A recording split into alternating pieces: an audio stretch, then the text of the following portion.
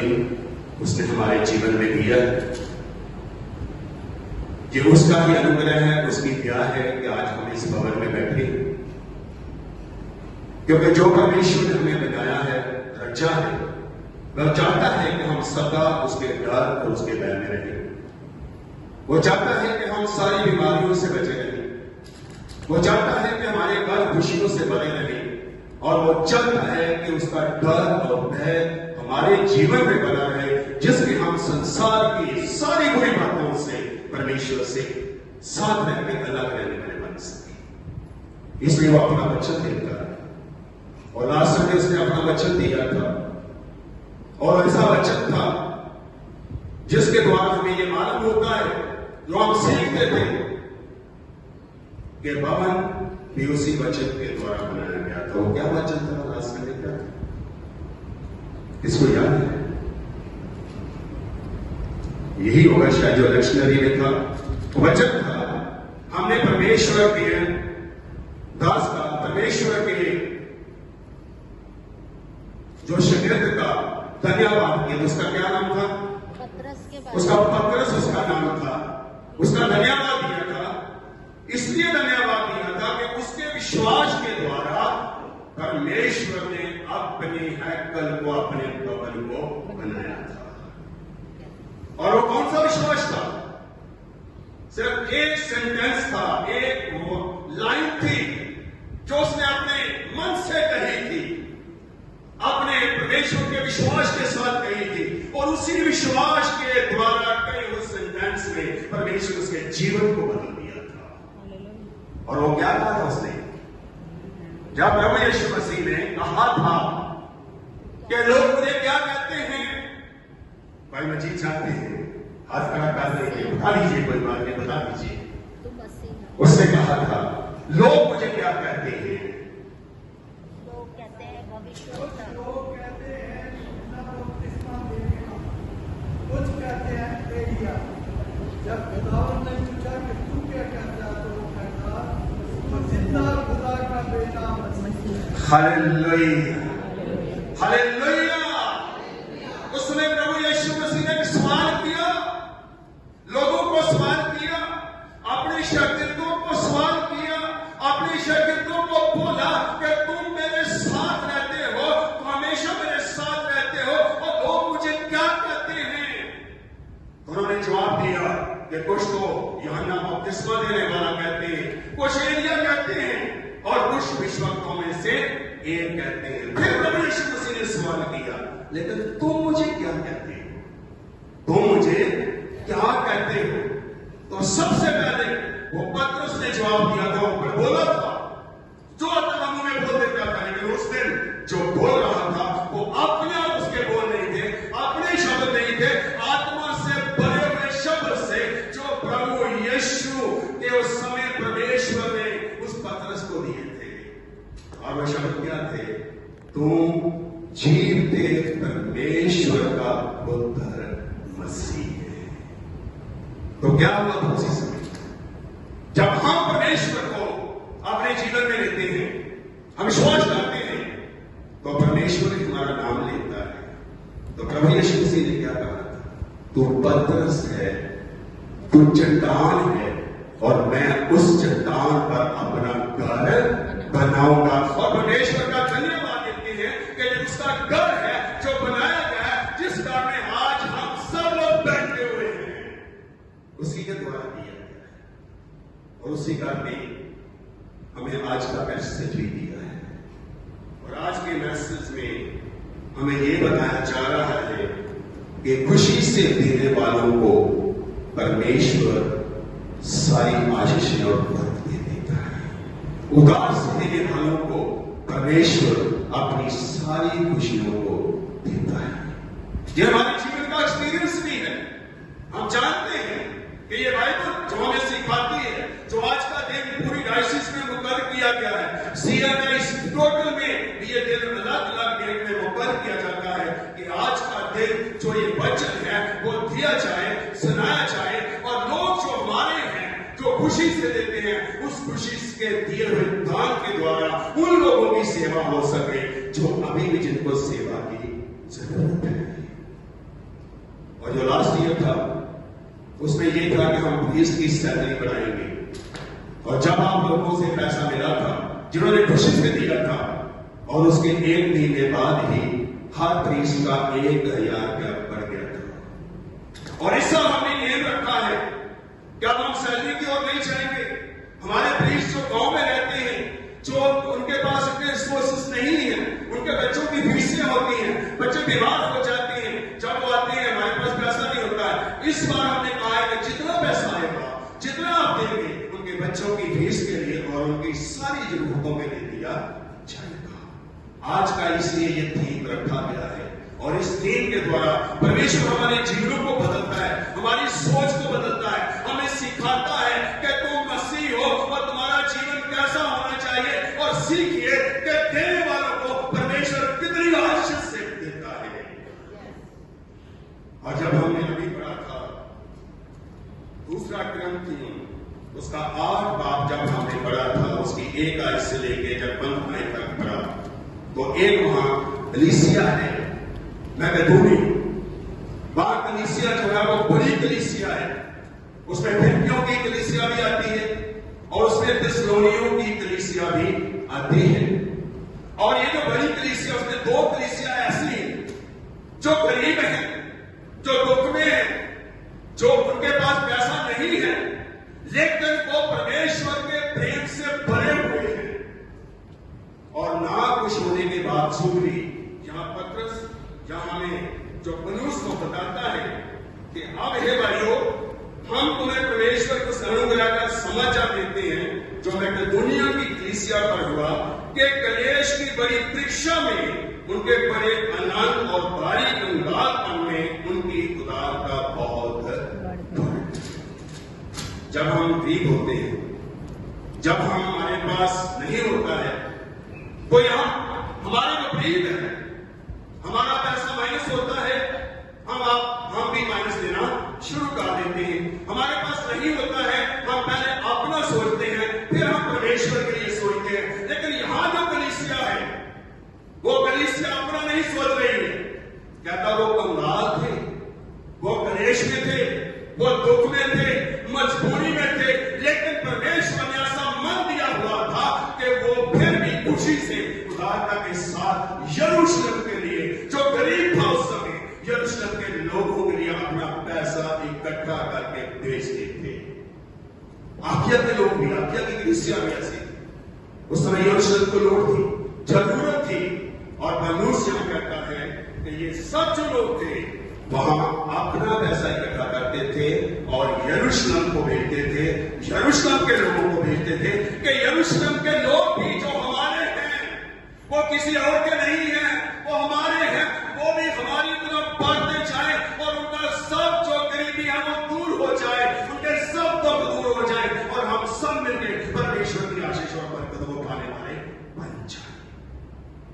इसलिए यहां भरोसा होता है, हमें सिखाना चाहता है कि तुम तो उन कलीसिया से बढ़कर हो।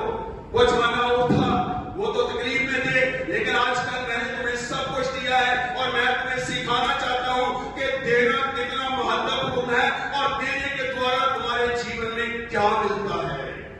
हम बाइबल ऐसे नहीं पढ़ते, अगर कुछ मिलता है तो हम इसको पढ़ते हैं, अगर इसमें कुछ ताकत मिलती है तो हम इसको सीखते हैं, भरोसा मिलता है तो हम इसको आगे बढ़ते हैं।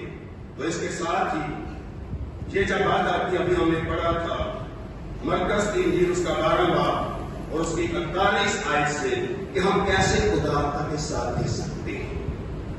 हमारा परमेश्वर पिता ये नहीं देखता कि हम कितना देते हैं, वो ये नहीं देखता कि हम कितना देते हैं, वो ये देखता है कि हम कितना अपने पास रखते हैं। ये नहीं देखता मैंने कितना लिया, वो देखता है इसकी जेब में कितना था और इसने कितना अपने पास रख लिया है। क्यों देखता है, क्यों कहता है? इसलिए वो चाहता है कि देने वाला मैं हूं, सब कुछ मैंने दिया है। मैंने इसलिए दिया है कि तुम अपने लिए भी, अपने दोस्तों के लिए भी, अपने साथियों के लिए भी, अपने चर्च के लिए भी, अपनी कलीसिया के लिए भी, अपनी डायसिस के लिए भी, अपने देश के लिए जो मैंने दिया, कितना देता है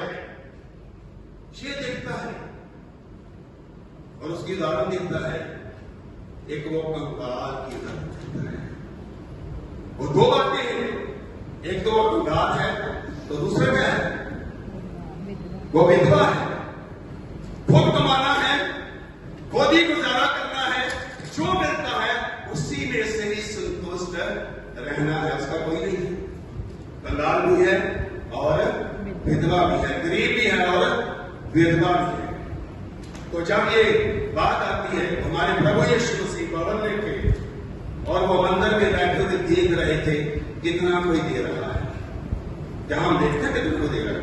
हम नहीं देखते, हमारा हाथ बंद रहता है, दूसरा नहीं जानता कितना दे रहा है। लेकिन प्रभु यीशु मसीह जो सब कुछ देने वाला, वो जानता है हमारी मुट्ठी में क्या है, हमारी जेब में क्या है, हमारा मन कैसा है, हम किस मन से दे रहे हैं, वो जानता है, वो हर चीज जानता है। और जब लोग दे रहे थे तो लिखा है कि धनवानों ने, अमीर लोगों ने बहुत कुछ डाला, डालना चाहिए, बहुत कुछ डाला। लेकिन प्रभु यीशु मसीह देख रहा था कि इनके पास कितना था, कितना दिया। फिर एक औरत आती है और वो औरत विधवा भी है, गरीबी भी है, उसके पास 2 दमड़ियां हैं। कितनी है? 2 दमड़ियां। उसने क्या किया? अगर मैं होता तो मैं क्या करता? एक रख लेता और एक डाल देता। क्या सोचता, रहने दो, आज नहीं डालता, मेरे पास कोई है। लेकिन उस औरत ने क्या किया? उसने दोनों ही दमड़ियां ऑफरिंग में डाल दी, दोनों दमड़ियां। वो क्यों डाली? वो जानती थी कि ये परमेश्वर का बेटा, ये जो मुझे मिला है, जिसने मुझे सिखाया है, जो मुझे बताना चाहता है, वो मेरा संभालने वाला है, वो मेरे अगुवाई करने वाला है, वो मेरे दुख में, मेरी गली में, मेरी गरीबी में मदद करेगा। आज ये 2 दमड़ियां मेरे जीवन की आशीष बन जाएंगी।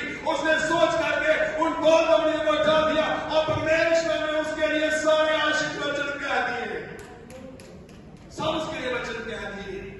लिखा है, इतने में एक कंगाल विधवा ने आकर 2 दमड़ियां जो एक बेटे के बराबर होती डाली। तब उसने अपने चेलों को पास लाकर उनसे कहा, मैं तुमसे सच सच कहता हूं कि मंदिर के बढ़ाने डालने वालों में से इस कंगाल विधवा ने सबसे बढ़कर डाला। हालेलुया। इसका नाम है, हमारे जैसे भी बैठे थे, जिनकी गौर में वैसे थे, लेकिन उन्होंने क्या किया था? अगर 10 थे तो 5 डाल दिए थे, अगर 20 थे तो 10 डाल दिए थे। लेकिन इसने क्या किया? भरोसा किया। उसके भवन में थी, उसके भवन में भरोसा करना, विश्वास करना हमारे लिए जरूरी है। जब हम भरोसा करते हैं तो परमेश्वर हमें कभी भी कंगाल रहने नहीं देता है, हमें कभी भी गरीब रहने नहीं देता है, हमें भरता है। और उसका नाम कैसा हो गया? महान हुआ। हमारे लिए महान हुआ कि तुम जो मेरे मसीह लोग हो, जो विश्वास करते हो, अगर तुम विश्वास के साथ डालोगे तो मैं 2 दमड़ियों से तुम्हें 10 दमड़ियां बना के दूंगा। मैं तुम्हें कभी भी ऐसे नहीं छोड़ूंगा। और ऐसे जब हमने पढ़ा था, पहला राजा उसका 17 भाग, उसकी 8 आयत से लेकर 16 आयत तक बड़ी महत्वपूर्ण कहानी है। खास करके हमारे लिए बहुत महत्वपूर्ण कहानी। एलिया है, अकाल पड़ा हुआ है। 17 पहला राजाओं 17 भाग से 16 भाग। उसमें क्या हो रहा है? एलिया जो परमेश्वर का साथ रहता है, परमेश्वर की अगुवाई में रहता है, परमेश्वर का वचन को जानता है, परमेश्वर के ऊपर भरोसा करता है और भरोसे के साथ हम जानते हैं अकाल पड़ता है तो काल में क्या होना चाहिए? थोड़ा सा जो कुछ मिलना चाहिए।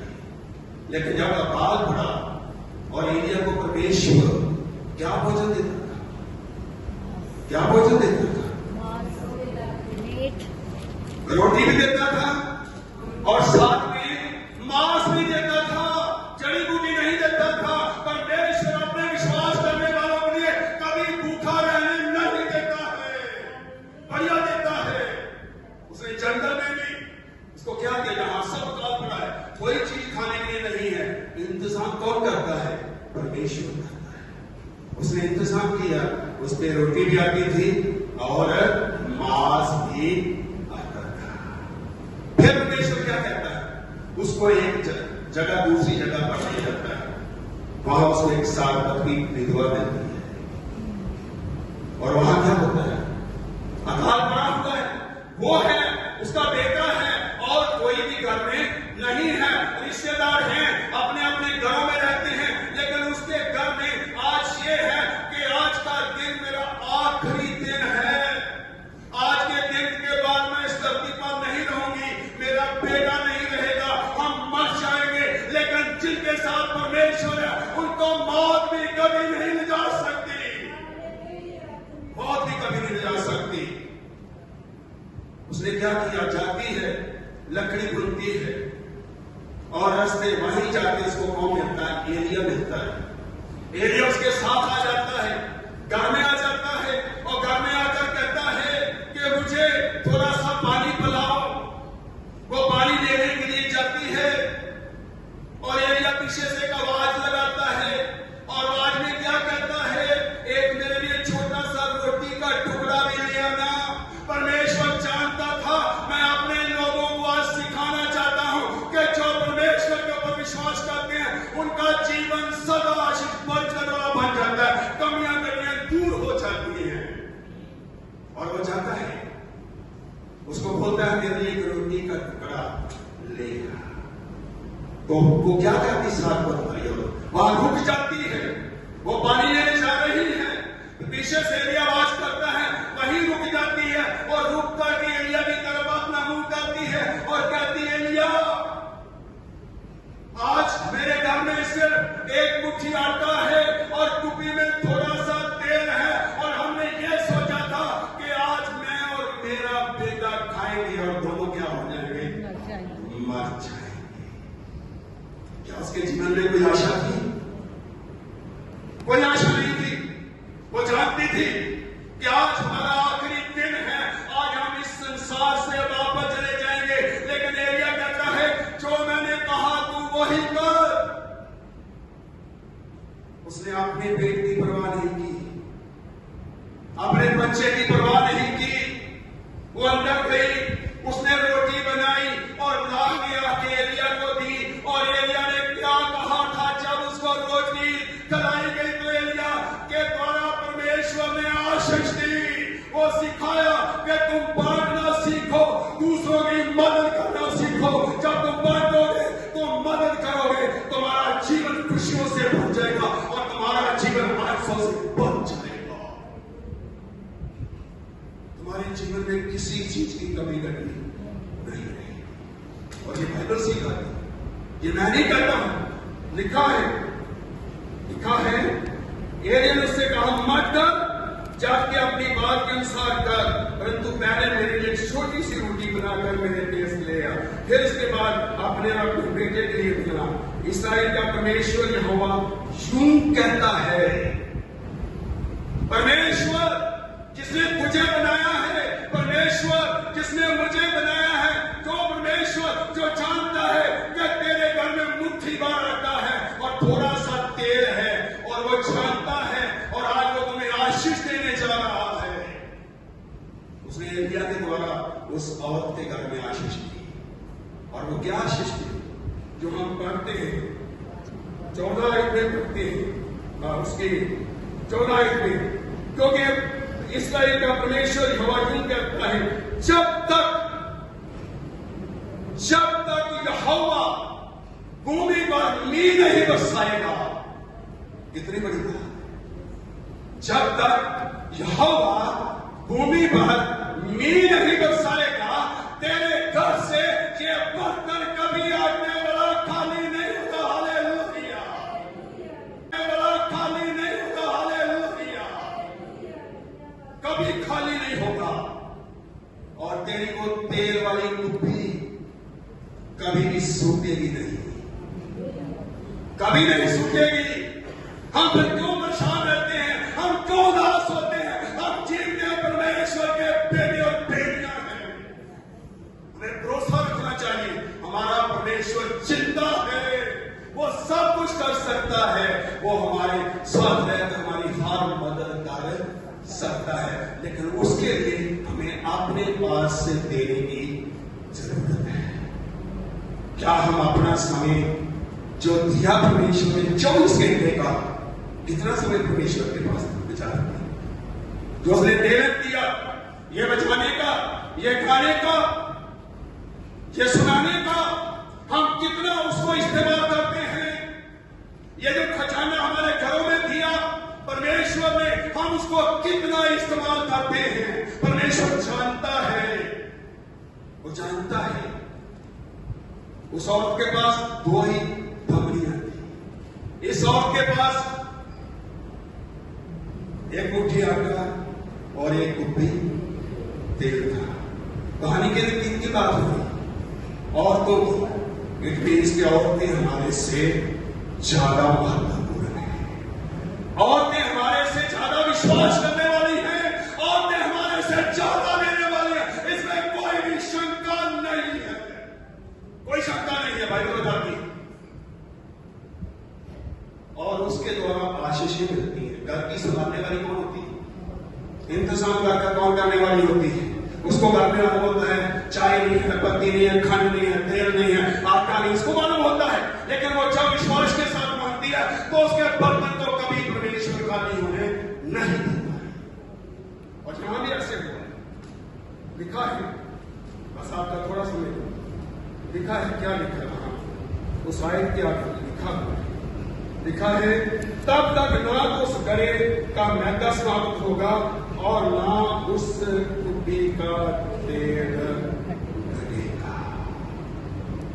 और बाइबल बताती है कि वो बर्तन, वो कुप्पी उसके घर में कभी भी खाली नहीं। वो दोनों नहीं खाते, लिखा है। उसका घराना, उसके बाकी लोग उसमें शामिल होते रहे, लेकिन जितना ही उसमें निकलता था उतना ही उसमें बढ़ जाता था। कौन बढ़ता था? तो फिर हमें विश्वास करने की जरूरत है। अगर वो बढ़ने वाला है, वो देने वाला है, भरोसा कीजिए, विश्वास कीजिए, ये वचन सच्चा है और सच्चाई परमेश्वर की नजदीक जाती है। और वो सच्चाई हमें कभी भी भूखा प्यासा रहने नहीं, और वो सच्चाई हमें बताती है हमें परमेश्वर के साथ रहना है। और इसलिए आज भी हम आए हैं, अपनी डायसिस के लिए आए हैं, उन प्रीस्ट के लिए आए हैं कि जो भी परमेश्वर ने हमें दिया है हम उसमें से योगदान दे सके। हम जितना ज्यादा देंगे परमेश्वर हमें अपनी त्याग के अनुग्रह के द्वारा ज्यादा देगा। क्योंकि ज्यादा देने के लिए, हमारे पास रहने के लिए वो हमारा प्रभु यीशु मसीह कंगाल बन गया था, वो गरीब बन गया था, उन्हें सब को छोड़ दिया था। इसलिए छोड़ा था कि ये विश्वास करें और मेरे कंगाल होने से ये सब जो है अमीर हो जाए, अच्छे हो जाए, अमार में बढ़ जाए, विश्वासी बन जाए और उनका विश्वास मेरे साथ साथ इस संसार में उनको आशीष दे और उस आने वाले यरूशलेम के लिए वो तैयार हो जाए। हमारे लिए रास्ता खुलता है। कौन सा रास्ता? स्वर्ग का रास्ता। उस स्वर्ग का रास्ता खोलने के लिए उसने अपना जीवन दे दिया। लिखा है, तब हमारे प्रभु यीशु मसीह का अनुग्रह जानते हो कि वह धनी होकर भी तुम्हारे लिए कंगाल बन गया, ताकि उसके कंगाल हो जाने से तुम धनी हो जाओ। हालेलुया। हमें धनी बनाने का उसने क्या किया? अपना जीवन बदला। हमें धनी बनाने के उसने क्या किया? हमारे लिए अपने सिर पर कांटों का ताज डाल दिया। हमें धनी बनाने के लिए उसने अपनी पसली में नेचर खा लिया, अपने पांव पे, अपने हाथों पर कील ठोक लिए कि उसके द्वारा हम धनी हो जाए और ऐसा धन मिले। वचन में लिखा है, तुम पहले मेरे धन्य की, मेरे राज्य की खोज करो तो सब चीजें तुम्हें मिल जाएंगी। सब चीजों में बेस्ट चीज कौन सी हमें मिलनी चाहिए? सब चीजों में जो बेस्ट चीज कौन सी है हमें मिलनी चाहिए? फेवर। बेस्ट क्या है जो हमारे लिए जरूरी है? बेस्ट क्या है जो हमें जीवन बख्श सकती है? बेस्ट क्या है जो हमें परमेश्वर के साथ मेल मिलाप कर देती है? वो बेस्ट चीज है और स्वर्ग जो परमेश्वर इस दान के द्वारा हमें देना चाहता है। इस दान के द्वारा परमेश्वर देना चाहता है। इसलिए वो कहता है, लिखा है सेकंड ग्रंथियों उसका 9 बाब उसकी 12 में लिखा हुआ है। सेकंड ग्रंथियों, क्योंकि यदि 8 बाब उसकी 12, यदि मन की तैयारी हो तो दान उसके अनुसार ग्रहण भी होता है। अगर मन की तैयारी हो तो कई बार हम कह के देते हैं, कई बार हम गुस्से में देते हैं, कई हम कहते हैं मेरी मजबूरी है, हम देते हैं हमने खाना खाना है, क्रिसमस है, ईस्टर है, वो कहते अगर मन की तैयारी नहीं है तो तुम्हारा दान ग्रहण भी नहीं होता है। लिखा है क्योंकि यदि मन की तैयारी हो तो दान उसके अनुसार ग्रहण भी होता है जो उसके पास है, ना कि उसके अनुसार जो उसके पास नहीं है। तो फिर हमने समा कैसे देना है, हमने अपने टैलेंट को कैसे देना है, हमारे अपने धन में से कैसे देना है। परमेश्वर ने उसके लिए एक आयत हमें सिखाई है जो कि सेकंड ग्रंथियों उसका 9 बाब उसकी 7 आयत में लिखी है, आखिरी आयत है।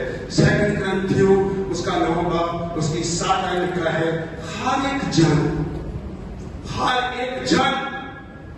जैसा मन में ठाने वैसा ही दान दे, जैसा उसका मन कहता है। कई बार भाई साहब करने आ जाते हैं बार बार, तो मैं नहीं कहता तो ये भाई साहब फिर करने आ गया, अगर नहीं है तो नहीं दे। परमेश्वर ये नहीं चाहता, परमेश्वर ये चाहता है तुम्हारे घर में परेड होने आई है, परेड कीजिए। ये धन कोई भी महंगा नहीं रखता है, तुम्हारा मन साफ होना चाहिए। तुम्हारे मन में 5 हो 10 हो, अगर नहीं भी है तो परमेश्वर इन बातों को नहीं जानता। अगर घर में स्वागत कर देते हैं तो उससे बढ़कर कुछ भी नहीं है, कुछ भी नहीं है। इसलिए लिखा है हर एक जन जैसा मन में खाने वैसा दान करे, ना कुट के और ना दुभाव से। कई बार होता है यार 500 रुपया लगा लिया, ये तो देना ही पड़ेगा। अगर दो या ना दो उसका तुम्हारे जीवन में अब कोई महत्व नहीं रहा है, क्योंकि तुमने अपने मन से नहीं दिया, तुम लोगों ने मजबूरी से दिया। मैंने मजबूरी से दिया, वो मजबूरी हमारे लिए किसी भी योग्य नहीं बनती। फिर कहता है क्योंकि परमेश्वर हर से देने वालों से प्रेम, हालेलुया हालेलुया। परमेश्वर किन लोगों से प्रेम करता है? जो खुशी से देते हैं। और आज डायसिस का प्रोग्राम है, परमेश्वर कहता है आज तुम्हारे पास डायसिस के लोग आए हैं, परिस्त आए हैं, आज का दिन मुकर्रर है, मैं तुम्हें प्रेम करना चाहता हूं, मैं तुम्हें आनंद देना चाहता हूं, मैं तुम्हें शांति देना चाहता हूं, मैं तुम्हारे भंडारों को भरना चाहता हूं, मैं तुम्हारे दुखों से निकालना चाहता हूं, बीमारियों से छुटकारा देना चाहता हूं, दुष्ट आत्माओं से छुड़ाना चाहता हूं, बच्चों को मदरासी देना चाहता हूं, तुम्हें अच्छी सेहत देना चाहता हूं। आज के दिन में इस दान को दे दीजिए जिसके द्वारा वो डायसिस का काम भी हो जाए और तुम्हारा घर खुशियों से, आनंद से, शांति से भर जाए, भर जाए। मन खोल के दीजिए, उस देने के बदले में देखिए परमेश्वर कितनी आशीष और बरकत देगा और हमें कभी भी उदास होने नहीं देगा। परमेश्वर इन वचनों के द्वारा आप सबको आशीष और